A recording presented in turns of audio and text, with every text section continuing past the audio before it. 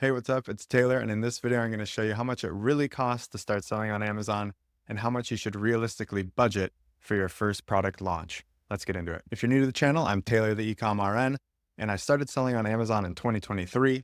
I did over $100,000 profit in my first year. I now do about $35,000 a month on Amazon, and I want to show you how to do the same. All right, so the reason I think this topic is so important is because I think this is probably where there is the most misinformation presented online, particularly on YouTube. I see a lot of people creating content saying that you can start selling on Amazon for $200, $500, $1,000. And I really think that that's leading people in the wrong direction. So stick with me to the end of this video. I'm going to be showing the surprise additional costs that I didn't factor in when I started selling on Amazon that I wish I knew about beforehand. So let me jump over to a spreadsheet to better tell you how this works, and I'll show you what I mean. Okay, so I just put this spreadsheet together to hopefully try to illustrate exactly what it is I'm talking about here with the startup costs and the costs that kind of surprised me that I didn't anticipate, that kind of set me back when I first started selling. We'll see here this first page of the spreadsheet I call launch costs. And in here, we're just going to go through quickly some of the costs that you can typically anticipate spending for your product launch. And now this is very specifically set up to just include the startup costs that are not the first production run, okay? So these are things like your logo design, your package design, your software and tools, the Amazon fee, samples and competitor products, your DBA or LLC, barcodes, photos, trademark, maybe an inspection or anything else that goes into this category. Again, these are all the costs associated with starting to sell on Amazon that are not the actual product costs, not the costs of making the product and having the product ship. So I think you can see right off the bat, I'm doing some pretty conservative numbers here. And let's just say you can get the logo design and the packaging design for $150 each. The software and tools, so think about Helium 10, it's normally $80. I think it's more than that. It's maybe $90 a month now for their paid subscription. So let's say you only do 1 month of product research and you're selling. I think that's pretty generous. You'll probably be using the software for more than 1 month before you start selling. But for the sake of the argument, let's just say it's 1 month. Then we have the Amazon fee. That's $40 a month. Let's say it takes you a couple months to get everything going. So that's $80. Then you're going to get samples from manufacturers and competitor products. That could easily be about $200 depending on what type of product you're going to launch. Then you have your DBA or your LLC or whatever business entity you want to create. Well, registering a business costs money. This is, I think, a very conservative cost. This is probably just the state filing fees. This doesn't include any fees. If you use LegalZoom, like I recommend, that costs even more, but we won't even factor that in. Let's just try to keep this as low cost as possible for the sake of the argument. Then you'll need barcodes from GS1. Those cost about $50. You'll need your photos, which can cost well over $250, but again, for the sake of argument, let's keep it as low as possible.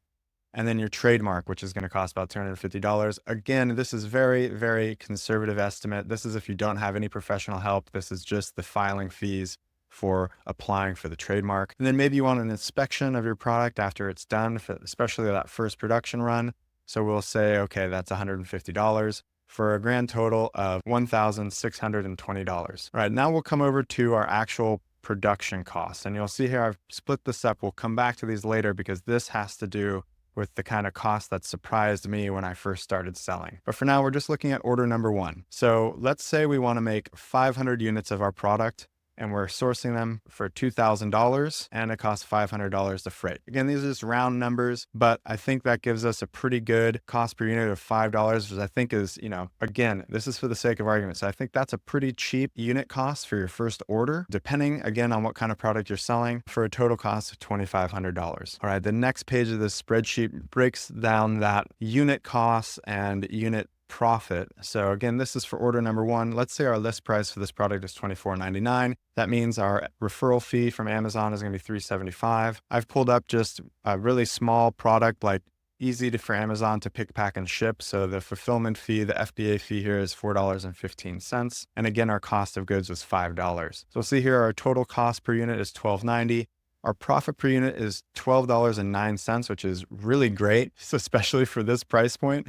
That's almost a 50% margin after everything included. So again, for the sake of argument, I'm trying to make this as successful a product launch as possible, as much bang for the buck as possible. And our fees per unit are going to be $7.90. All right, how does all of this come together? Well, let's come over to a monthly cash flow and balance spreadsheet here that I just made. And let's say, you just launched, it's month one, you sell 100 units, but you think you can actually sell 250 units a month. You think you can sell 250 a month. That's why you bought 500 units to begin with.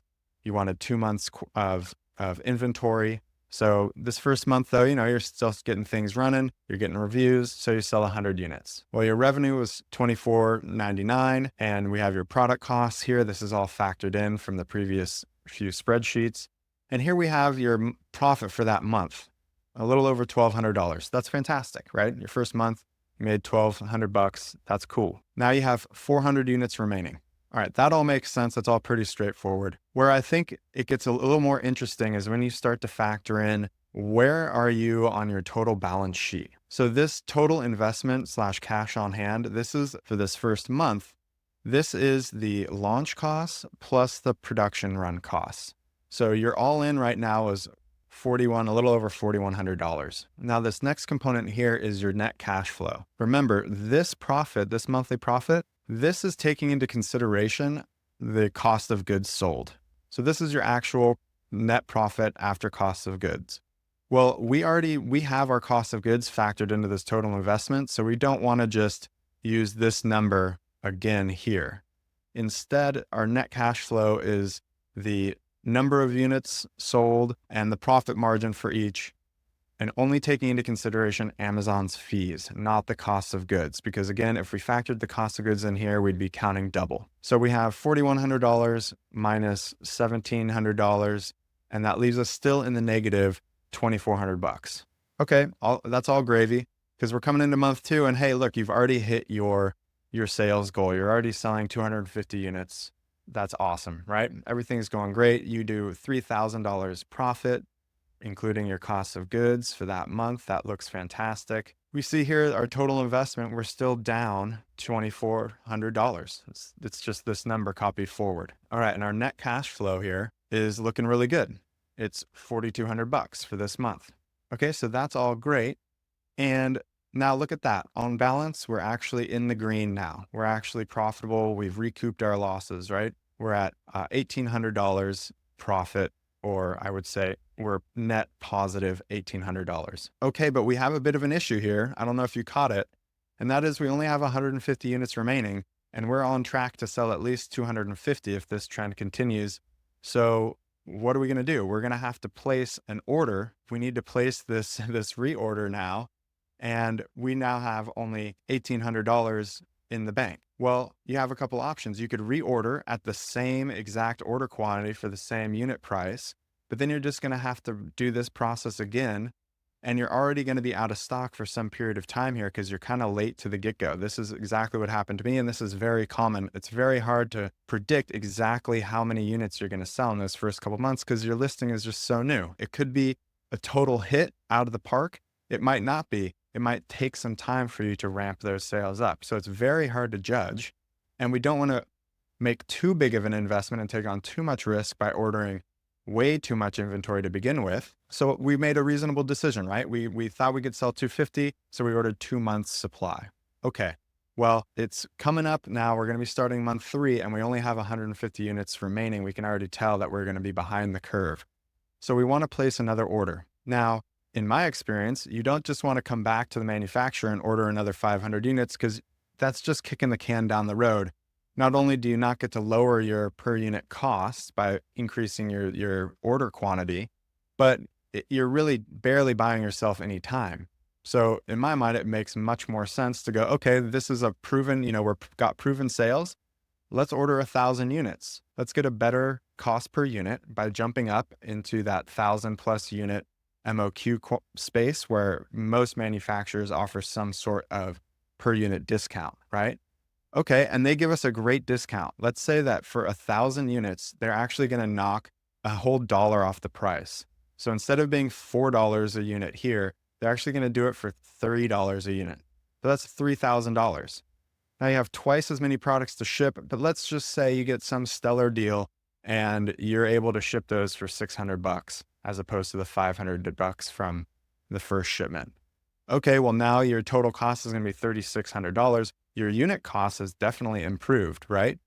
But we need this $3,600. And what's happened? Well, we only have $1,800. So to order this to make this next order, we're short $1,700. So this is the big missing component that I don't think anyone talks about. And it's this cash flow issue out the gate, where you're trying to stay in stock, but you haven't recouped all of your losses yet from your initial investment. So realistically, I think the way that you need to think about your startup funds, how much money you need to have saved up to actually launch, should include some sort of estimate of this reorder cost and the first order cost. So we can see here that, yeah, we were able to get off the ground. Theoretically, we were able to get off the ground for $4,100. So less than $5,000, which sounds very appealing. But hold up, what about this? We have to factor this in because, again, we haven't made all of that money back just from the first order. So when we add these two together, we get basically $6,000. And I think you can see that this is like a perfect case scenario where we've got an incredibly profitable product. We're hitting our sales numbers right out the gate in month 2. We're getting great discounts, per unit discounts for our second order. Everything in this example is, I've tried to make it as good as possible. And you can see that there's still a surprising amount of costs involved with getting this whole business off the ground. So let's say this all goes great and now you've placed that second order, but you ran out of inventory here in month 3 because it takes the lead time and the shipping time. So you make much less money this month, right? And now you're coming into month 4, but hey, at least those 1,000 units have shown up and you're able to sell 200 of them in month 4. You got to your listing kind of fell down the ranking because you sold out, you were out of stock, you weren't making sales, so that sales velocity dropped. And potentially, you haven't been making sales the entire month. Maybe this is only the last 3 weeks of the month, and that first week of the month you were still out of stock. So okay, cool, we're up to 200 a month. Now this all factors in that second order's per unit price. And again, we're doing great. We're making profit. And now we get down to our net cash flow, and you can see we're well in the green. And we actually have some money on hand here. But hold up, we're coming into month 5. And if you're a smart cookie, you're going, oh, okay, I see what's going on here. I have 550 units left, which is about 2 months inventory. And I'm going to need to re-up. I need to place another order for inventory. And so now you go, at least I have $4,000 here, but now we got to place order number 3. So you come down here to order number 3, and now you're like, I'm tired of messing around. I don't want to place an order every other month. Like, let's get some serious inventory on hand. This is now seems to be proven. So we're going to bump up another rung of the MOQ ladder, and we're going to jump to 2,000 units.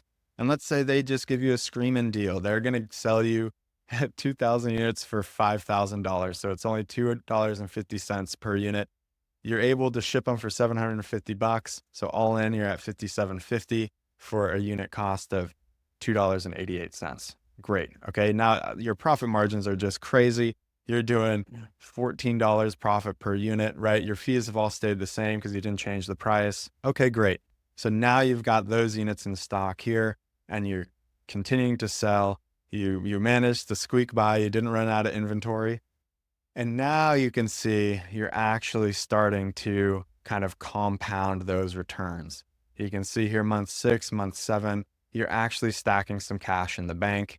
Everything's looking great and you've gotten a little bit ahead of the curve. But I think you can see there's some serious costs involved with not only the first order, but also that first reorder, the second supply order that you need to purchase to make sure that you keep units in stock. That can sneak up on you. And I just wish that when I had started, I had been able to more accurately factor in that cash flow so that I could have saved up more before I started. All right. So I hope that makes sense. That's what I mean about the cost of selling on Amazon. I think you can see it's not just as straightforward as needing a couple grand. I would say that you need at least $5,000, if not upwards of $10,000 to really start selling on Amazon, especially if you have a product that you want to sell at higher ticket and you need to source at a higher cost. All right, I know that was quick. I hope that made sense. If you have questions, please leave a comment. I'll try to address them. And if you would like to join a community of other new sellers so you can learn from each other, and if you want to learn from me in particular and learn from my mistakes so that you don't have to learn them the hard way, you can join my free school community. The link is in the description below, and I'll see you on the next video.